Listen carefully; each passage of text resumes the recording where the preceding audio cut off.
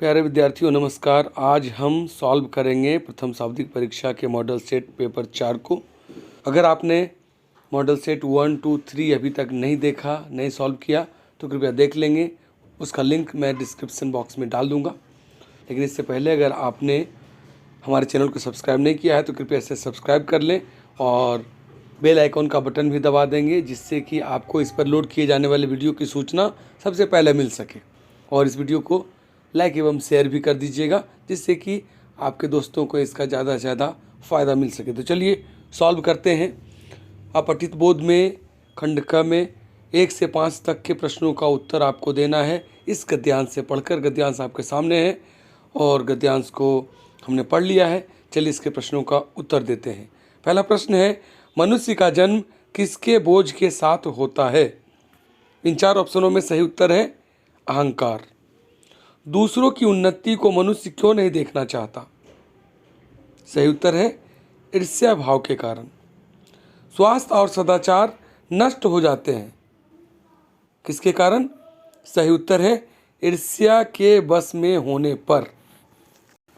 किसे भुलाकर मनुष्य निंदा में ही अपना जीवन बिताता है? सही उत्तर है आत्मनिरीक्षण। उन्नति का विलोम शब्द क्या होगा? उन्नति का विलोम है अवनति। और इसके बाद 6 से 10 तक के प्रश्न आपको इस पद्यांश को पढ़कर उसका उत्तर देना है। बादलों की तुलना किससे की गई है? सही उत्तर है जीवन के संघर्ष से। कवि का जीवन के प्रति दृष्टिकोण कैसा है? आशावादी। जीवन का इंद्रधनुष कैसे बनता है? आशा निराशा से, खट्टे मीठे फलों से, अनंत संघर्षों से, उपर्युक्त सभी। तो इनमें तीनों ऑप्शन सही है, इसलिए इसका सही उत्तर है उपर्युक्त सभी। आशा का विलोम शब्द लिखें। आशा का विलोम है निराशा। नभ का पर्यायवाची क्या है? नभ का पर्यायवाची है आकाश। अब व्याकरण खंड को हम हल करेंगे। व्याकरण खंड का पहला प्रश्न है, निम्नलिखित में से अकर्मक क्रिया किस वाक्य में है? गाय घास खाती है। घास खाती है मतलब ये सकर्मक है। रानी गाना गाती है। क्या गाती है? गाना। कर्म है यानी सकर्मक। बच्चा रोता है तो बच्चा रोता है तो ये अकर्मक क्रिया, चूँकि इसमें कर्म नहीं है। राजू पत्र लिखता है, सकर्मक है क्योंकि पत्र कर्म है। तो सही उत्तर है बच्चा रोता है। जिसमें कर्ता, क्रिया और कर्म तीनों उपस्थित हों वहाँ कौन सी क्रिया होती है? तो जिसमें कर्म हो तो वो सकर्मक क्रिया है और कर्म नहीं तो अकर्मक, यानी इसका सही उत्तर सकर्मक। कौन अरुण का अनेकार्थी शब्द नहीं है? सूर्य है, लाल भी है, चंद्र नहीं है, सिंदूर भी है, मतलब सही उत्तर है चंद्र। जब समास का प्रथम पद अव्यय और प्रधान हो वहाँ कौन सा समास होगा? तो इसका सही उत्तर है अव्ययी भाव, क्योंकि जिस समास में पहला पद अव्यय और प्रधान होता है वह अव्ययी भाव समास का उदाहरण होता है। विद्यालय विद्या के लिए आलय कौन सा समास है?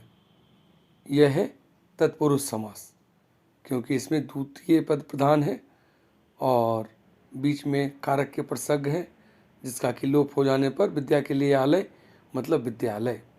नीला है जो अंबर, विग्रह पदों का सही समस्त पद क्या होगा? इसका सही समस्त पद है नीलांबर। रचना के आधार पर किस वाक्य में एक प्रधान वाक्य और शेष आश्रित उपवाक्य होता है? सही उत्तर है मिश्र। समुच्चय बोधक अव्यय के 2 प्रमुख भेद कौन से हैं? इसका सही उत्तर है समानाधिकरण और व्यतिकरण। पिताजी के द्वारा अखबार पढ़ा गया वाच्य का कौन सा भेद है? सही उत्तर है कर्मवाच्य। कर्तृवाच्य के वाक्यों में कर्ता के कार्य की खाली स्थान होती है। सही उत्तर है प्रधानता। अब हम पाठ्य पुस्तकों के प्रश्नों को हल करेंगे। 21 से 24 तक के लिए एक पद्यांश दिया हुआ है, तुम्हारी यह दंतरित मुस्कान, धन्य तू माँ भी तुम्हारी धन्य, चिर प्रवासी मैं इतर मैं अन्य। तो चलिए इसका उत्तर अब देते हैं। प्रस्तुत काव्यांश के कवि कौन हैं? तो यह दंतरित मुस्कान के कवि हैं नागार्जुन। दंतुरित का क्या अर्थ है? इसका सही उत्तर है नए नए दांत। माँ बच्चे को क्या कराती रही है? इन चारों ऑप्शनों में सही उत्तर है मधुपर्क। कवि ने धन्य किसे कहा है? माता और पुत्र को। बादल किस दिशा में आ रहे हैं? सही उत्तर है अज्ञात दिशा से। कहीं सांस लेते हो घर घर भर देते हो, इस पंक्ति का अर्थ क्या है? इस पंक्ति का अर्थ है वातावरण का सुगंधित और मादक हो जाना। ये सूर्यकांत त्रिपाठी निराला का जन्म कब हुआ? सही उत्तर है 1899। मर्यादा न लही के माध्यम से सूरदास की गोपियां कौन सी मर्यादा न रहने की बात कर रही हैं? इन चार ऑप्शनों में सही उत्तर है प्रेम की। उसके बाद फिर एक गद्यांश दिया हुआ है, यह गद्यांश है नेताजी का चश्मा से। आइए इसके प्रश्नों को हल करते हैं। हवलदार साहब को क्या अच्छा नहीं लगा? पान वाले के द्वारा एक देशभक्त का मजाक उड़ाया जाना। बूढ़ा मरियल सा लंगड़ा आदमी कौन था? सही उत्तर है कैप्टन। कैप्टन क्या काम करता था? फेरी लगाता था। हवलदार साहब पान वाले से क्या जानना चाहते थे? सही उत्तर है कैप्टन के बारे में।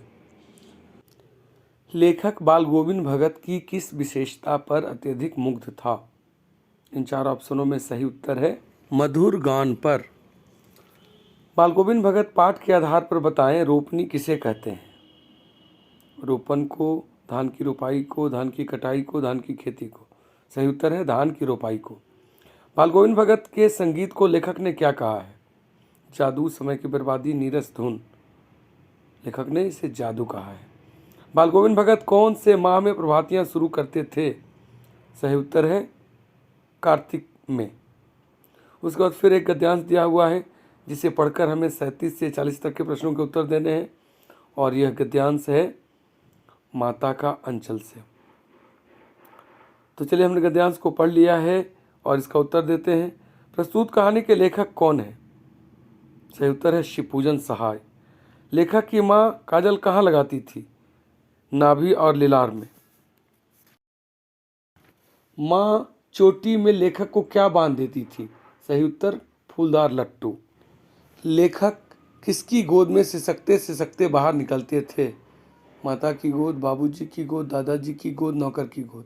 सही उत्तर है बाबूजी की गोद। तो हमने मॉडल सेट 4 को हल किया। 1-2 दिनों में मॉडल सेट 5 को हल करेंगे। यदि आपने अभी तक हमारे चैनल को सब्सक्राइब नहीं किया है तो कृपया इसे सब्सक्राइब कर लें और बेल आइकॉन भी दबा देंगे, जिससे कि आपको इस पर लोड किए जाने वाले वीडियो की सूचना सबसे पहले मिल सके। और इस वीडियो को ज़्यादा से ज़्यादा लाइक एवं शेयर कीजिएगा, जिससे आपके दोस्तों को भी इसका फ़ायदा हो सके। वीडियो को देखने के लिए बहुत बहुत धन्यवाद।